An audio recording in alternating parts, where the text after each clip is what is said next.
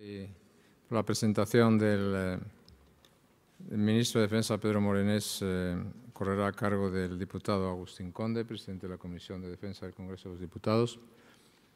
Y yo simplemente quería agradecer al ministro de Defensa su presencia esta tarde aquí con nosotros, su participación en el campus. Ayer dio comienzo el curso internacional. Y a lo largo de esta mañana ha tenido lugar unos debates y ponencias muy interesantes sobre la política exterior española, sobre todo lo que significa la redefinición de la política atlántica, la presencia española en distintas zonas del mundo y el interés estratégico español. Y para nosotros pues es una gran satisfacción que el ministro de Defensa haya podido venir a compartir estos minutos con nosotros, y le quiero dar en nombre de toda la Fundación especialmente las gracias por su presencia aquí. Y Agustín Conde. Muchas gracias, presidente, señor ministro. La presentación de un personaje en un foro como este puede ser muy fácil o muy difícil, porque en general se espera que el presentador hable bien del presentado. Y hay veces en que esto puede suponer algún problema. Presentar, sin embargo, a Pedro Morenés, para mí no solo es fácil, sino que es además un auténtico placer, porque es sinceramente una persona a la que conozco desde hace muchos años y admiro desde tantos años también. Pedro Morenés nació en el País Vasco hace más años de los que aparenta y se formó muy bien en las universidades del País Vasco. Se licenció en Derecho e hizo una enorme cantidad de cursos de posgrado. El ministro me ha pedido que procure no ser excesivamente laudatorio en la presentación y me permitirán entonces que, por satisfacer su deseo, vaya al grano. Y además, una vez que completó su formación, trabajó muy seriamente en todos los ámbitos relacionados con el mundo marítimo.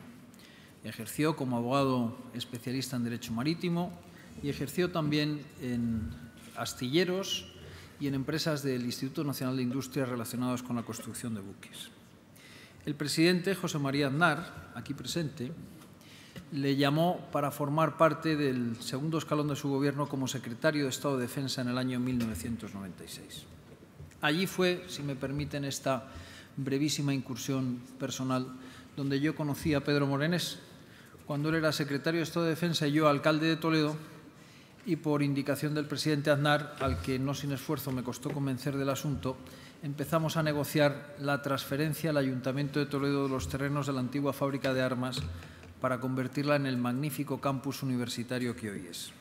Y aquella negociación no sencilla la tuve que llevar con Pedro Morenés. Ahí aprendí que se trata de una persona con un alto sentido del Estado, con profundo rigor técnico y un alto conocimiento de todos los asuntos que se le encomiendan.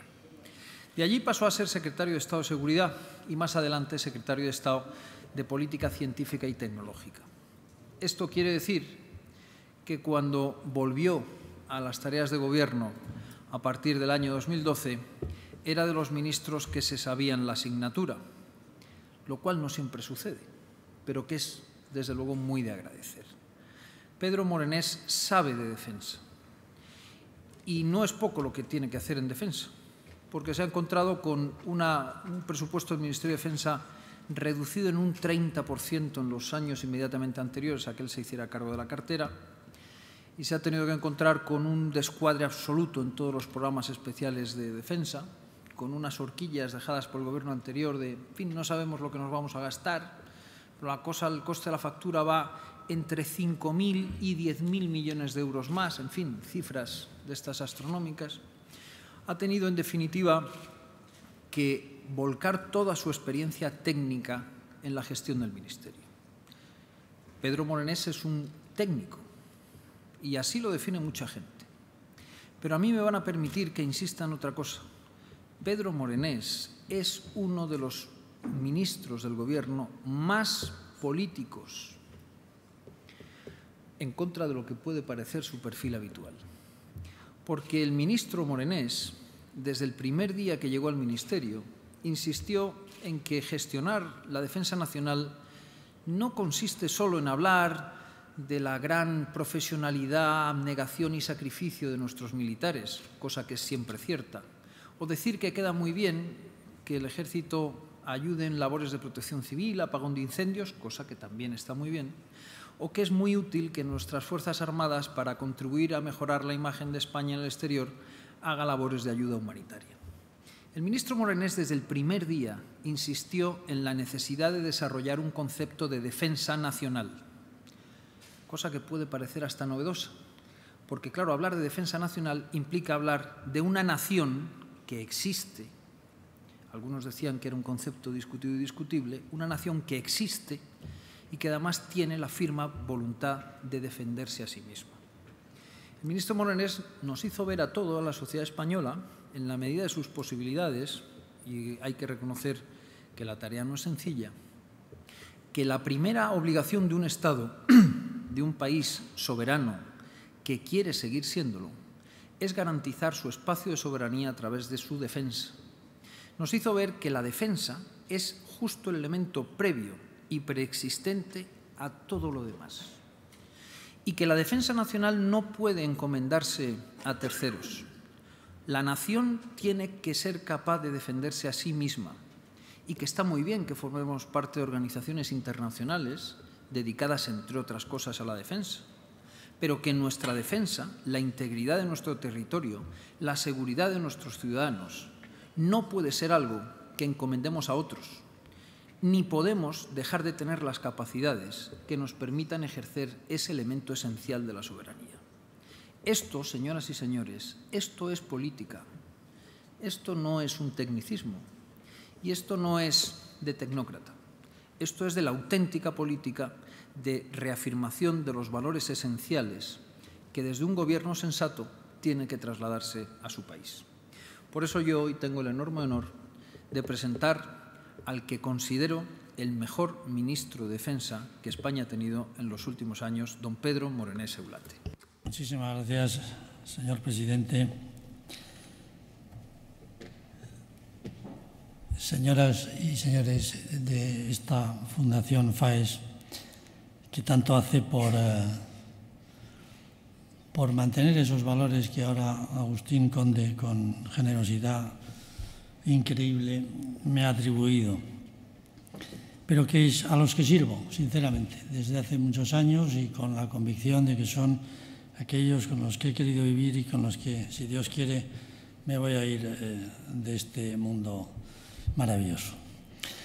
Gracias, Agustín, porque te había pedido que no fueses demasiado elogioso conmigo y, desde luego, menos mal que no ha sido elogioso, porque si llegas a serlo me hubiese tenido que salir corriendo y inmediatamente de aquí, siendo de tierra en la que el elogio siempre nos cuesta vivirlo, pero te agradezco porque sé que te ha salido del corazón y para mí eso es lo más importante en una presentación como esta. Tengo además la satisfacción de poder hablar a gente joven, porque una de las experiencias mejores que he tenido como ministro, sin duda, fue una clausura que hice en un curso en la Universidad Juan Carlos I, a gente joven, a la que vi primero, cuando empecé a hablar de la defensa, unas caras, digamos, como de sorpresa ante lo que les estaba contando, y al final unas caras de satisfacción, alegría, reconocimiento de verdades como puños, como son las que acaba de decir ahora don Agustín Conde.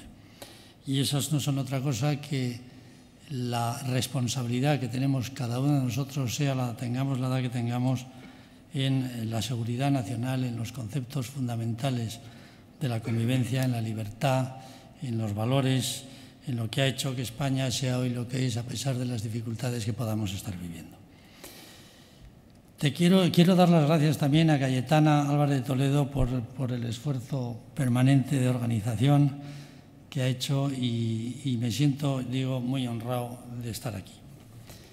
Me habéis invitado a que hable de España, la defensa de España y la relación transatlántica en el ámbito de las relaciones internacionales.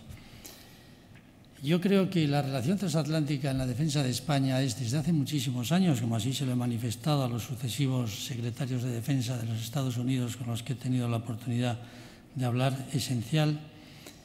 Y lo ha sido esencial no solamente para España, sino también para los Estados Unidos. Y esa doble vinculación entre la necesidad de los Estados Unidos, su responsabilidad internacional, que es enorme, y la propia de España, que ha dejado de ser solamente y puramente nacional, sin dejar de tener la relevancia que ha señalado ahora Agustín Conde, pero también ese compromiso de España como nación que quiere estar en el mundo de responsable de la estabilidad internacional. Creo que la relación transatlántica con los Estados Unidos, la bilateral, es esencial para garantizar esa posición de ambos países.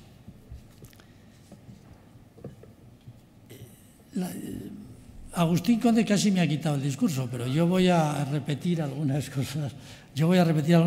En las que creo fundamentalmente, porque decía mi abuela materna que nos decía a los nietos, le decíamos, pero abuela, siempre nos repites lo mismo. Y decía, sí, repito porque algo queda, ¿eh? Entonces estoy convencido de que es muy importante repetir las cosas. Vamos a ver, la seguridad.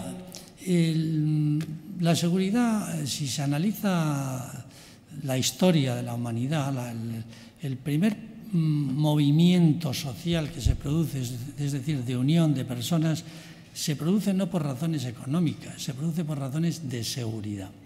Es decir, los hombres se unen, los seres humanos se unen para protegerse unos a otros. Y ese es el elemento que luego genera una estabilidad, y esa estabilidad es la que te genera luego pues, el bienestar, el progreso, el desarrollo normal de la sociedad. Y eso, que era aplicable entonces, sigue siendo aplicable ahora. Por lo tanto, yo quiero insistir muchísimo que una sociedad tiene que tener, y sus líderes todavía más, tienen que tener la conciencia clara de que la seguridad es un prius social, es decir, que es un elemento básico sine qua non funciona la sociedad. Y por lo tanto hay que cuidarla y hay que mantenerla y hay que financiarla y hay que respetarla y hay que promoverla, ¿no? Sin exageraciones, simplemente la necesaria para que se puedan dar luego los otros elementos claves de una sociedad de progreso y de bienestar. Decía Benjamin Franklin que aquellos que aceptan renunciar a las libertades esenciales en el otro ámbito de la seguridad y la libertad para obtener una seguridad coyuntural, no obstante, de corto alcance, no merecen ni la libertad ni la seguridad. Y eso significa que la seguridad sirve a la libertad, pero la genera también, la genera y la sirve, y no se sirve de ella, y eso es muy importante que todos lo tengamos muy claros. Hoy en día, cuando aludimos a la seguridad, no aludimos solo a la seguridad física o a la seguridad jurídica, sino a la capacidad de un Estado de decidir autónomamente en función del interés y la voluntad nacionales el futuro que se quiere dar a sí mismo. Es esa seguridad, entendida en su sentido más amplio, la que nos permite generar un ámbito de libertades, un ámbito de creatividad, de creación, un ámbito de coherencia, un ámbito estable a las sociedades. Y es esencial, y lo estamos viendo todos los días cuando ya creíamos que había elementos superados en el mundo. Estamos viendo, pero actualmente en los telediarios permanentemente, cómo ese diálogo entre la seguridad y la libertad a veces se confunde porque se interpreta que uno es antes que el otro y el otro es un servidor de la propia seguridad. Es decir, la libertad, para mí por lo menos, y creo que para muchos, para esta fundación que la promueve, la entiende y la trabaja en ese sentido, es el elemento sustancial que ha desarrollado la humanidad a lo largo de su historia y que ha generado mayor bienestar, mayor riqueza, mayor humanismo dentro de la sociedad y mayor desarrollo de los hombres, ¿no? Y por lo tanto es nuestro activo fundamental que tenemos que defender. El presidente del Gobierno es el responsable, desde mi punto de vista y también desde el punto de vista de la Ley 5/2005 de la seguridad vía la defensa. La seguridad es un concepto amplísimo en el que están incluidos muchos aspectos, desde la jurídica, como he dicho, hasta la física. Estamos pensando en las Fuerzas Armadas, fuerzas y cuerpos de seguridad del Estado, pero la propia ley es un elemento clave de la seguridad en el ámbito jurídico. Pero yo entiendo que tenemos que tener muy presente que al final la última ratio regis que decía el rey Carlos III en los cañones, la última ratio regis, que es la defensa, es el elemento que por prevención, disuasión y respuesta o capacidad de respuesta garantiza en último término la soberanía, la capacidad de decisión, la autonomía en el sentido de capacidad de buscar el propio futuro de las sociedades que hoy por hoy se constituyen en Estados-nación. El ámbito de la defensa, además, es un ámbito de relación, incluye alianzas, socios, relaciones bilaterales y multilaterales, todas útiles y todas necesarias. España, no obstante, ha de ser capaz de garantizar su seguridad de forma autónoma. Como ha quedado reflejado en la Directiva de Defensa Nacional, la primera contribución de España a la seguridad internacional es garantizar la propia con fortaleza y decisión. Y esto es una responsabilidad con los españoles, pero también es una responsabilidad con nuestros aliados. No es fácil hacerlo así porque tenemos una, digamos, una endémica debilidad financiera en aquellos aspectos que afectan a la defensa de España. Yo aprovecho que está aquí el presidente Aznar. El año 96 yo era secretario de Defensa y recuerdo muy bien que el presidente Aznar, no a mí, pero a otro secretario de Estado que hoy está en una empresa nacional como presidente, cuando se decidió profesionalizar las Fuerzas Armadas, el presidente le dijo, pero bueno, tenemos que hacer un equilibrio en la modernización de la fuerza. Piensen ustedes que redujimos las Fuerzas Armadas de 450.000 hombres a los 180.000 que quedaron entonces. Y iniciamos creo que una extraordinaria visión desde el punto de vista de la propia defensa, pero también de una pata fundamental de la defensa, que es la industria de defensa nacional, una serie de programas que, aunque han sido criticados últimamente, han sido los que han permitido que la industria de defensa nacional sea hoy, con diferencia, la que más, digamos, valor añadido tiene en cuanto a cada euro invertido. Y además la que tiene más componente de conocimiento de I+D+I de toda la industria nacional. Por tanto, aprovecho, señor presidente, para darte las gracias por aquella decisión tan importante y de la que hoy nos hace que podamos competir con nuestros bienes, incluso con nuestros servicios también, no solamente en España con las empresas extranjeras, sino en el extranjero con esas mismas, pero con clientes distintos, ¿no? Saben ustedes que el contexto geopolítico internacional se ha alterado profundamente en el mundo. Es decir, decía Agustín Conde que no parece que tengo la edad que tengo, es lo de menos. Tengo la que tengo, desgraciadamente. O afortunadamente, no sé. Pero lo que quiero decir es que yo nací creyendo sinceramente que me moriría con, por lo menos, en el mejor de los casos, con el muro de Berlín, es decir, con dos maneras de entender el mundo totalmente distintas. Y en el año 89 eso rompió los esquemas de muchísimos de nosotros porque se cayó lo que era la Unión Soviética, es decir, la manera, digamos, de una manera de entender la sociedad, el desarrollo del mundo, que había estado grabando de una manera importantísima también el ámbito de la seguridad en el mundo. Desde entonces, cuando parecía que solamente iba a haber digamos, ya una unilateralidad en el mundo, no una bilateralidad en los aspectos de defensa, se han producido elementos que nos hacen entender solamente un mensaje claro, que es que el mundo va, no sabemos dónde va, pero lo que sí sabemos es que va a toda velocidad. Y no saber a dónde se va y a toda velocidad es una manera muy relevante de acabar dándose un golpe contra algún sitio.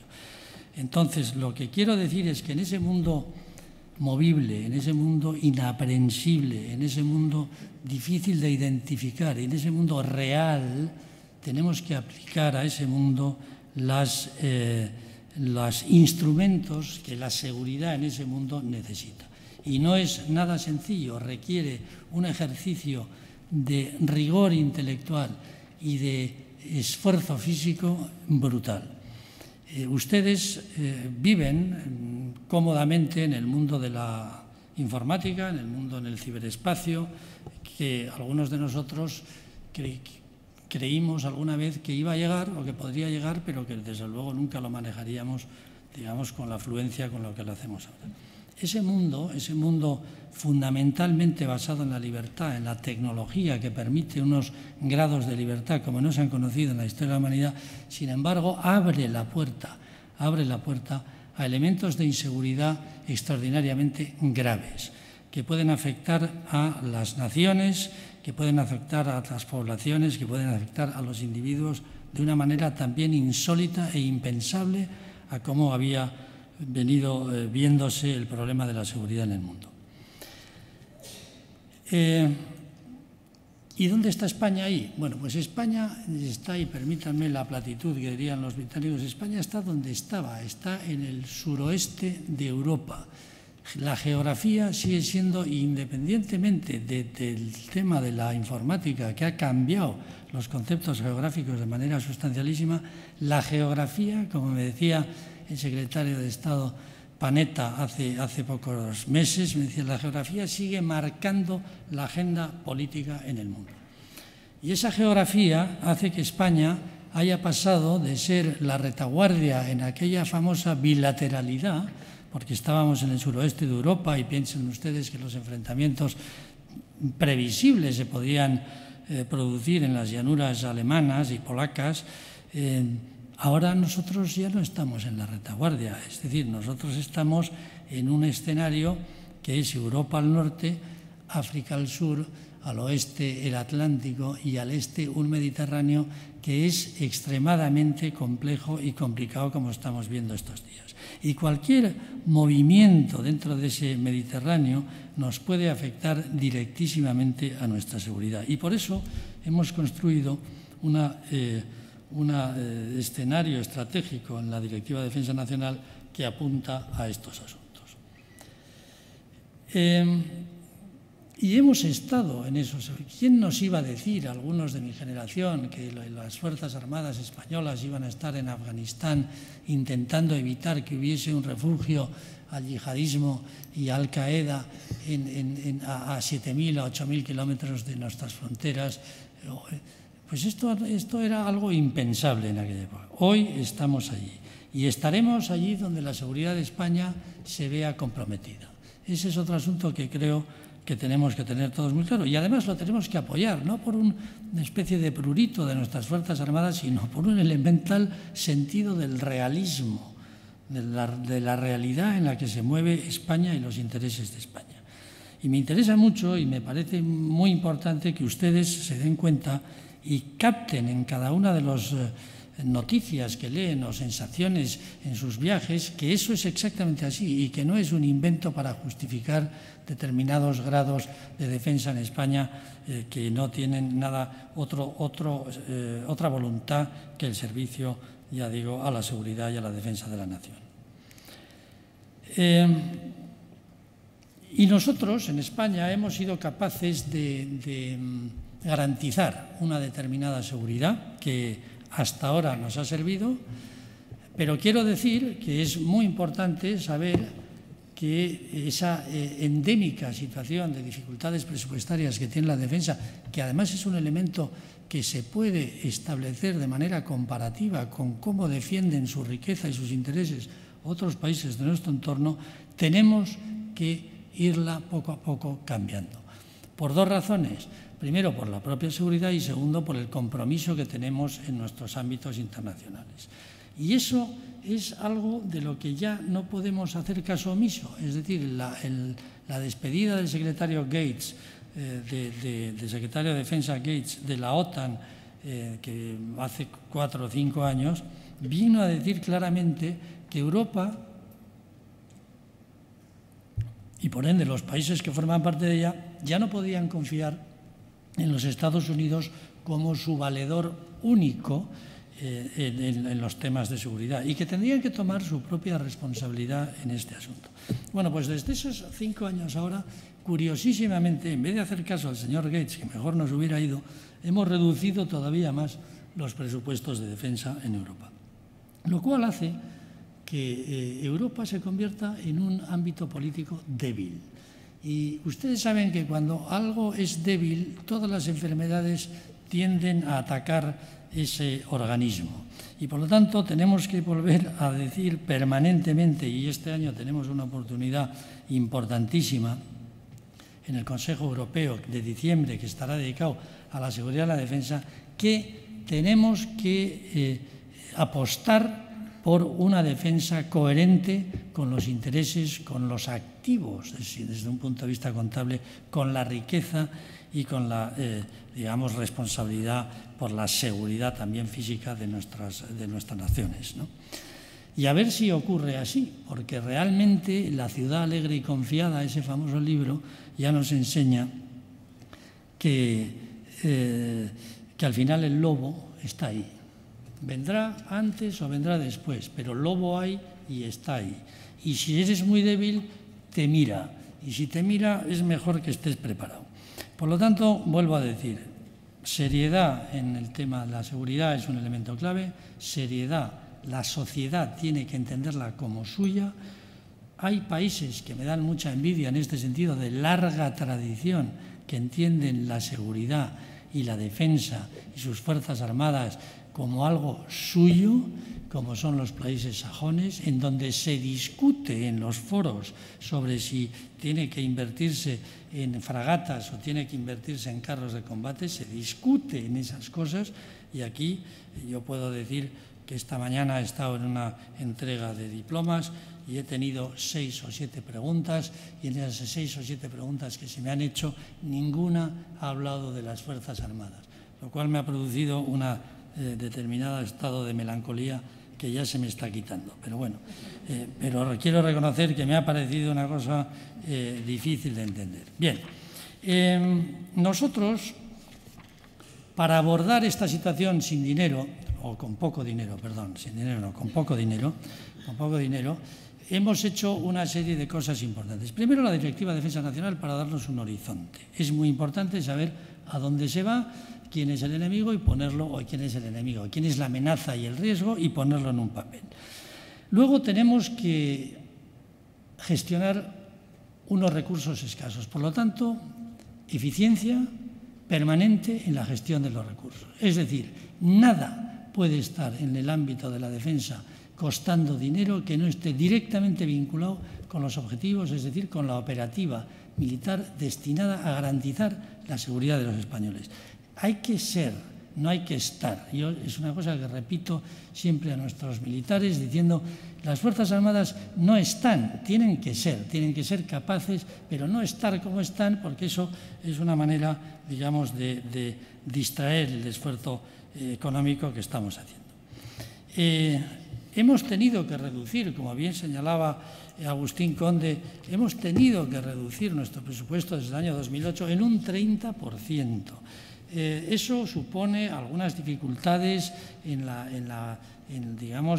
adiestramiento de nuestra gente.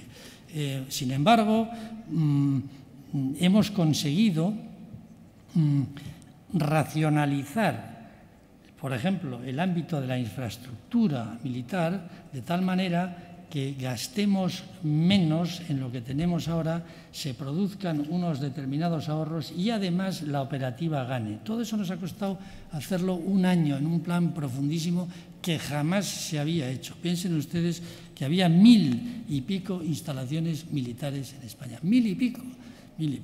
Y al final quedarán reducidas a las estrictamente necesarias para la operativa militar, teniendo eso un planteamiento y un coste importante desde el punto de vista a veces social, porque no se les oculta que que cuando nadie le interesa hablar de las Fuerzas Armadas, pero cuando tuvimos que cerrar presidente del cuartel de Barbastro, tuvimos una bastante gorda con el Gobierno de Aragón, que no nos había dicho nada del cuartel de Barbastro hasta ese momento. Pero bueno, quiero decir que al final genera una serie de actividades económicas vinculadas. Hemos puesto al día, que también es un esfuerzo importante del Gobierno, lo que habían dejado de pagar los gobiernos anteriores. Es decir, básicamente hemos hecho un crédito por 1.700 y pico millones de euros que lo que han venido es a que no se pare la industria nacional de defensa, es decir, a no perder un esfuerzo que todos los españoles habíamos hecho y que ha sido, como he dicho antes, el que ha desarrollado una pata esencial de la defensa que hoy nos hace estar compitiendo en mercados internacionales. Voy a hacer un pequeño paréntesis. Nosotros somos el primer país del mundo que ha vendido o fabricado barcos para otros países. Se han vendido barcos, los norteamericanos han vendido barcos, pero hacer barcos para otros países, nosotros hemos sido el primer país del mundo que hemos construido barcos para Noruega, para Tailandia, para Australia y para alguno que otro país. Y eso ha costado un enorme dinero y una enorme inversión, pero ahora somos capaces de hacerlo. ¿Hay que hacerlo mejor? Desde luego, pero tenemos esas tecnologías que son propiedad nuestra. Vamos a readaptar la estructura orgánica del Ministerio de las Fuerzas Armadas a esa realidad. Esto cuesta, y a los jefes de Estado Mayor les cuesta tomar estas decisiones, porque son decisiones que afectan a la gente, como saben ustedes, y aplíquenlo a cualquier empresa que conozcan. Cuesta mucho cambiar las estructuras de las empresas, cambiar la manera de actuar, pero hay que hacerlo. Y yo debo decir que es ejemplar, a pesar de las dificultades. Tengo la gran suerte de estar mandando o dirigiendo a la familia militar, porque a pesar del enorme esfuerzo que les cuesta abandonar determinadas maneras de hacer las cosas, a pesar del sentido de la responsabilidad que tienen ante la seguridad de todos los españoles y de la duda que siempre produce el cambio, son los primeros que lo impulsan cuando lo entienden. Y lo único que hay que hacer es explicárselo y tener sentido y escucharles. Y creo que eso nos va a llevar a que dentro de 2 años, 3 años, nuestra estructura de las Fuerzas Armadas responda a esa realidad cambiante y difícil de aprender que les hablaba antes. Hemos presentado una ley de régimen disciplinario que yo creo que es esencial para que de alguna manera quienes hoy entran en la carrera militar vean amparados sus derechos y también exigidas de una manera coherente sus obligaciones por parte de la organización militar. Y las misiones en el exterior. Es decir, ¿qué ha hecho España fuera, ¿no? Pues nosotros en Afganistán lo hemos hecho muy bien. Y lo digo así porque como no lo he hecho yo, lo han hecho los militares, vaya en su honor, ¿no? Lo hemos hecho también que cuando en el año 2010 en Lisboa se acordó salir de Afganistán el año 14 con unos porcentajes del 10% en el año 2012, 40% en el 13 y 50% en el 14, el año que viene probablemente solo nos quede por sacar de Afganistán el 10%. Y eso no significa otra cosa, no sacar de Afganistán en plan de salir de allí. No. Significa misión cumplida, cumplimiento de nuestras obligaciones con nuestros aliados, que es la segunda pata esencial, y garantizar la seguridad de nuestros soldados, que es la tercera pata de las acciones que tenemos en el exterior.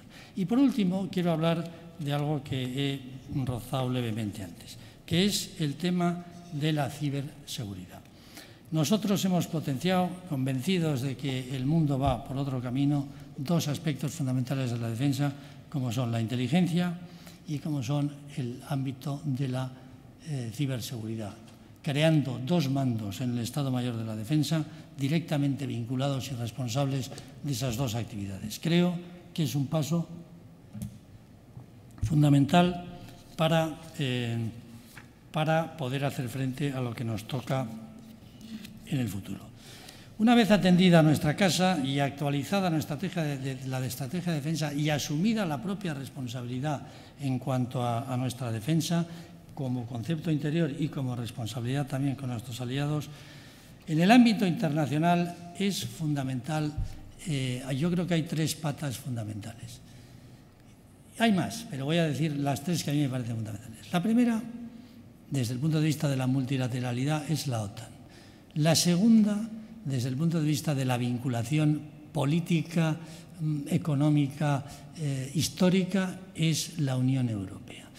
Y la tercera, y probablemente la más importante desde el punto de vista de la propia seguridad, es la transatlántica y en la relación privilegiada que hemos tenido y que afortunadamente hemos conseguido recuperar con los Estados Unidos.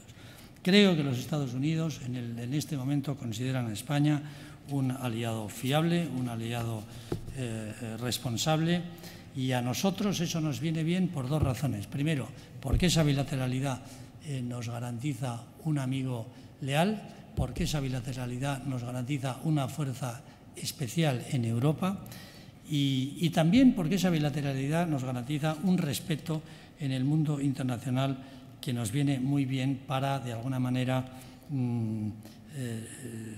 solidificar nuestra propia capacidad de disuasión y defensa. Pero tenemos un pequeño problema, es decir, yo creo que voy a pasar rápido por Europa. En Europa no acabamos de tener clara, digamos, la política de defensa y seguridad común. Y no la acabamos de tener clara porque, como afecta de una manera esencial a elementos de soberanía, y sobre todo en Europa, no todos los países tienen los mismos intereses desde el punto de vista de los riesgos y las amenazas, se comparten pocos de ellos, pues es difícil que nosotros al final podamos de alguna manera delegar esa soberanía en la parte de la defensa en el ámbito europeo. No hay que desistir. Yo creo que Europa está en una encrucijada extraordinariamente difícil. Es decir, en este momento, si Europa existiese como una China o como unos Estados Unidos o como una posible futura India, Europa sería el país más poderoso del mundo.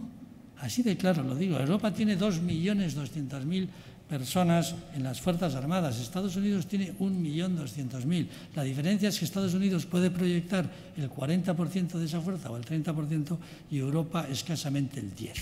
Entonces, eso es lo que nos produce una sensación de preocupación grande. Sin embargo, en Europa se están haciendo movimientos muy interesantes, generalmente en el ámbito de la bilateralidad o la multilateralidad reducida, en donde España fundamentalmente debería de estar.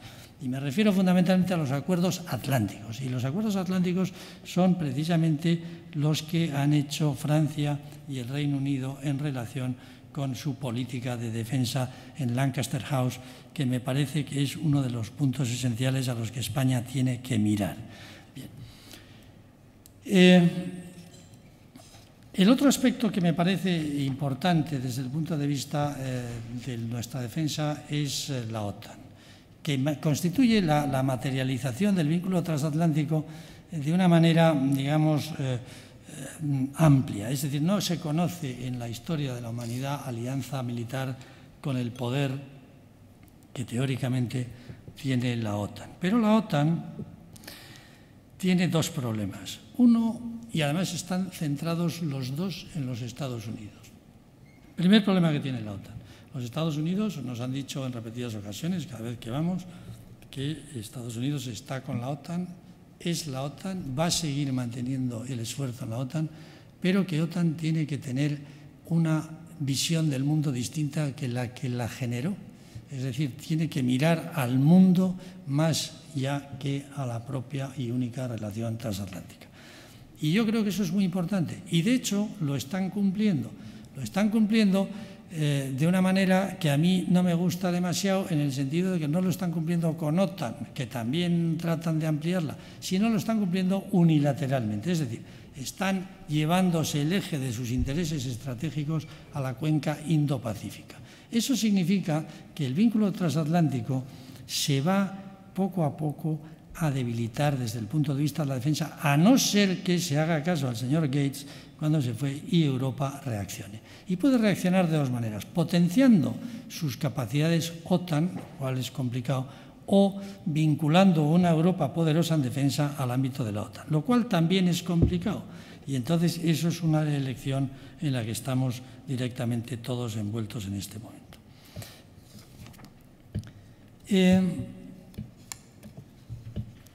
¿Y qué ha hecho Estados Unidos entonces en su relación con Europa? Saben ustedes que Estados Unidos con Europa tiene una relación fundamentalmente histórica y de hermandad con el Reino Unido, por muchísimas razones, pero una fundamental porque el Reino Unido ha respondido siempre a la llamada de los Estados Unidos cuando se ha tratado de defender las políticas de los Estados Unidos, que en el fondo, además de los intereses normales, podían ser los temas de defensa de la libertad, de la democracia, el Estado de Derecho y todo aquello que representa la sociedad más avanzada que ha conocido la historia.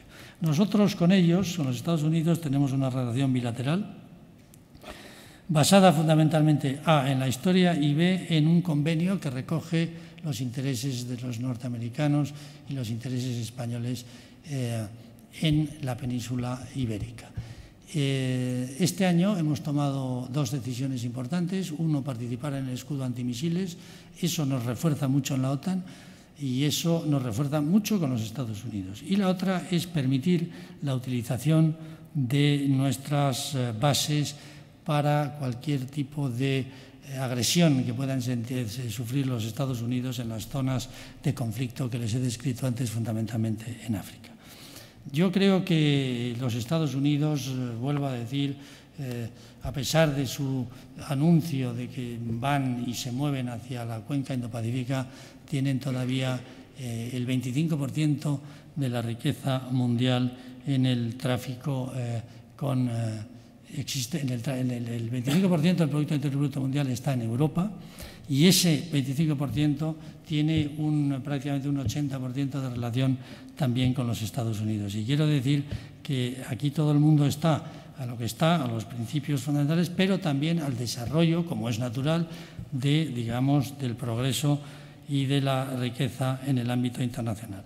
Creo que es muy importante que el acuerdo que se va a cerrar ahora con los Estados Unidos de comercio y de inversión puede de alguna manera garantizar que esa responsabilidad conjunta entre los Estados Unidos y nosotros, Europa, pueda no verse vaciada de contenido por parte del otro lado del Atlántico. Y España, además de esa relación bilateral que aquí hemos dado en llamar atlántica, yo creo que ya tenemos que ir pensando en que España tiene que estar en el mundo. Es verdad que nuestro espacio natural de expansión es el que fue en la historia.